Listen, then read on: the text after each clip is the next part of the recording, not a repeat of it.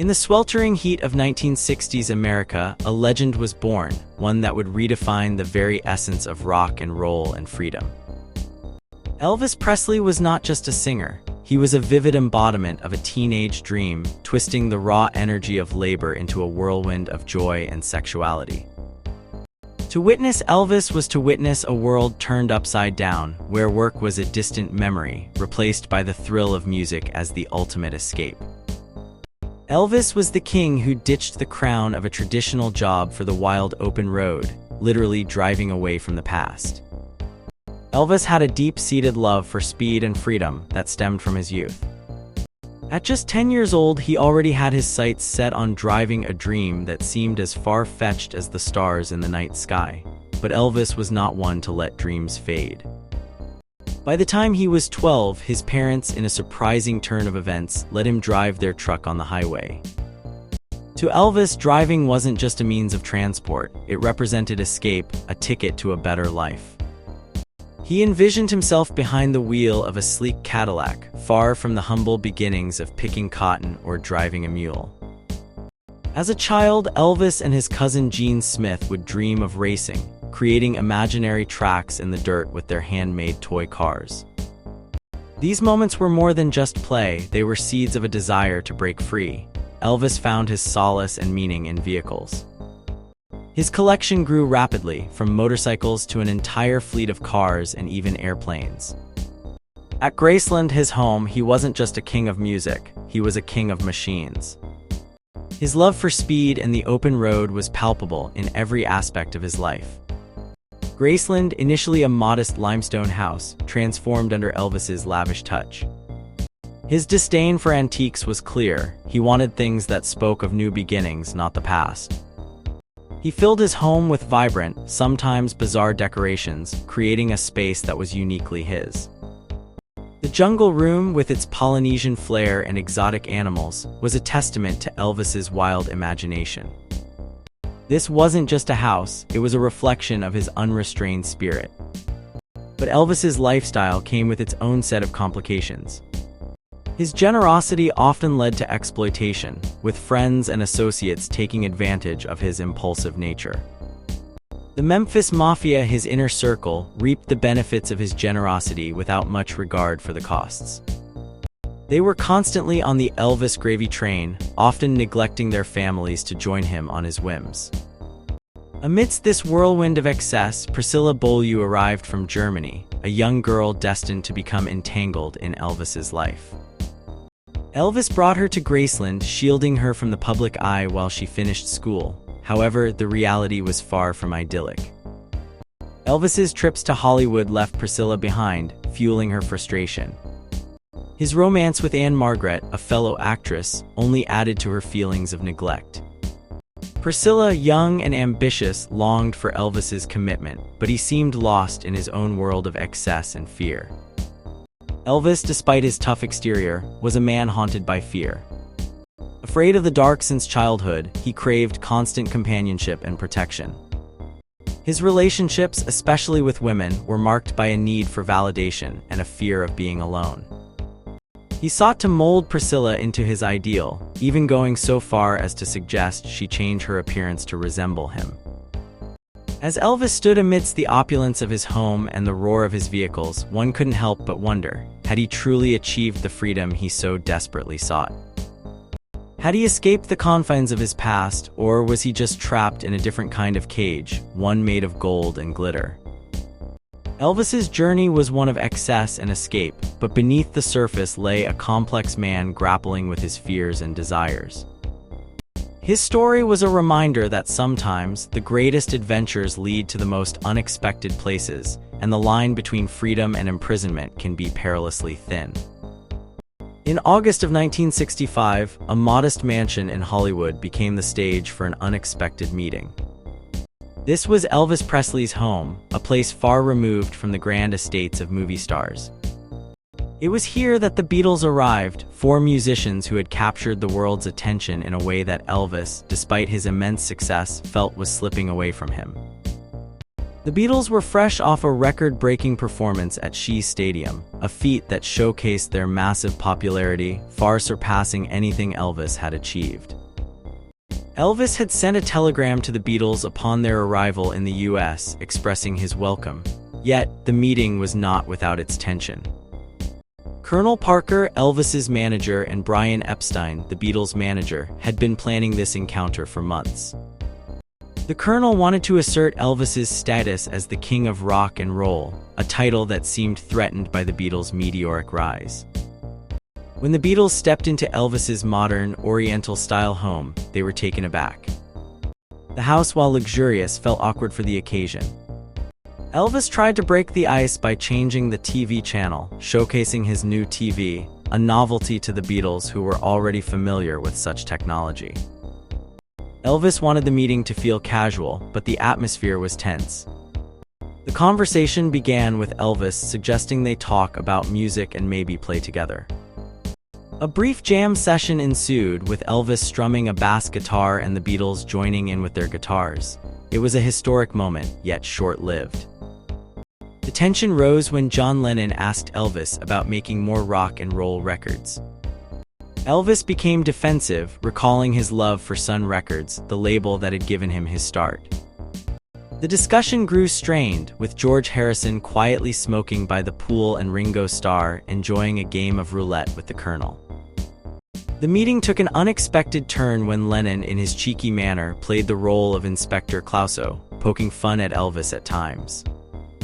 This likely contributed to Elvis's discomfort, already feeling challenged by the Beatles' intellectual and artistic prowess. Lennon had written books and was seen as a figure who could critique Elvis's decisions, adding to the pressure. The Beatles left with boxes of Elvis records, gifts from the Colonel, but their expectations were not met. They had hoped for a warm welcome from their idol, someone who would acknowledge the influence Elvis had on their music and career. Instead, Elvis seemed unprepared to embrace his role as a mentor or elder statesman. The Beatles' disappointment stemmed from a mix of emotions. They admired Elvis but also felt a responsibility to live up to his legacy. Lennon later expressed that the meeting was life-changing for him, acknowledging Elvis's significant impact on their music. However, the awkwardness of the encounter left a mark. Elvis's reluctance to acknowledge the Beatles' influence was understandable but misguided. The Beatles were not just his competitors, they were pioneers of a new era in music. By not embracing his role in shaping their careers, Elvis missed an opportunity to connect with the next generation of musicians and fans. The covered wagons and cowboy outfits Elvis sent as gifts back to England revealed a disconnect. They were symbols of his carnival days, not of the modern music world the Beatles represented. The Beatles, in turn, kept these gifts as a reminder of the meeting, but also as a symbol of their disillusionment with Elvis's approach. In the end, the meeting at Elvis's mansion was a missed chance for two iconic figures to genuinely connect. Elvis's insecurity and reluctance to step into the role of a mentor overshadowed the moment. The Beatles, despite their initial disappointment, carried the encounter with them, recognizing the profound influence Elvis had on their lives and careers. However, the awkwardness of that day lingered, a reminder of what could have been if Elvis had been more open and embracing of his role in the ever-evolving world of rock and roll. In the early days, Elvis Presley was a force of nature in music. His sound was fresh, his style unmatched, but as time went on, something changed. Elvis found himself struggling to keep up with the times, especially as the 1960s unfolded. The young generation, rocked by the Vietnam War and the rise of the counterculture, moved away from the rock and roll that once defined Elvis's identity. To them, his music felt stuck in the past, a relic of a simpler time. Elvis, who had once been a rebel, now felt like an outsider. He had served in the army and wanted to break free from the mold that others had set for him. He yearned to explore new musical paths, to blend his love for rock and roll with other genres. But the world of Hollywood and the expectations of his fans held him back. When the Beatles visited him, it was like a slap in the face. He saw how they had taken music to new heights, crafting songs that fit seamlessly into their films, unlike the forced, artificial numbers in his own movies. Elvis dreamed of being a serious actor like Richard Burton or Peter O'Toole, but his path was blocked. His producer, the Colonel, focused on keeping him as a singing star, believing that his greatest appeal was his charisma and looks, not his acting skills. The Colonel turned down offers for Elvis to star in quality films, thinking that Elvis's success depended on his ability to sing, not to act well. As a result, Elvis found himself in movies that were predictable and lackluster, with plots that did little more than showcase his singing. Despite this, fans adored him. They didn't care about the poor scripts or the silly costumes. They just wanted to see Elvis, to hear his voice, and to feel the energy he brought to the screen. His movies might have been simple, but there was something undeniable about his presence. Even when he wore flashy outfits or performed stunts that seemed out of place, his charm and good humor shone through. Take, for example, the movie Viva Las Vegas, 1964. Elvis plays a race car driver, but the story is as thin as a paper plate. He drives fast, sings catchy tunes, and charms the audience. It's not deep, but it works for his fans. They loved him for who he was, not for the complexity of the story. In another film, Flaming Star, 1960, Elvis played a half-breed Indian. It was a role he hoped would show more depth, especially after serving in the army.